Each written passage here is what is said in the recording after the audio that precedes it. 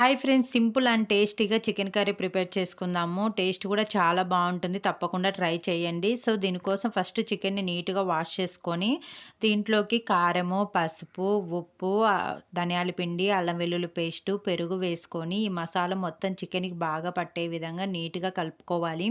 ఇలా కలుపుకున్న తర్వాత కడాయి పెట్టుకొని 2 టేబుల్ స్పూన్ ఆయిల్ వేసుకొని, ఆనియన్స్, పచ్చిమిర్చి, కరివేపాకు వేసుకొని ఆనియన్స్ కలర్ చేంజ్ అయ్యేంత వరకు ఫ్రై చేసుకోవాలి. ఇలా కలర్ చేంజ్ అయిన తర్వాత మనం కలిపి పెట్టుకున్న చికెన్ వేసి లో ఫ్లేమ్‌లో మూత మూసి మగ్గించుకోవాలి. ఇలా మగ్గించుకోవడం వల్ల చికెన్‌లో నుంచి వాటర్ రిలీజ్ అవుతాయి. సో, ఇలా లో ఫ్లేమ్‌లో మగ్గించడం వల్ల చికెన్ కూడా మగ్గిపోతుంది. చికెన్‌లోంచి వాటర్ ఇంకిపోయేలోపు. తర్వాత ఒక చిన్న cup water and garam masala, కొబ్బరి పొడి వేసుకొని దగ్గరికొచ్చేంత వరకు ఉడికించుకోవాలి. ఇలా దగ్గరికొచ్చిన తర్వాత కొత్తిమీర వేసి సర్వ్ చేసుకోవడమే. టేస్ట్ అయితే చాలా బావుంటుంది. తప్పకుండా ట్రై చేయండి. Thank you for watching friends.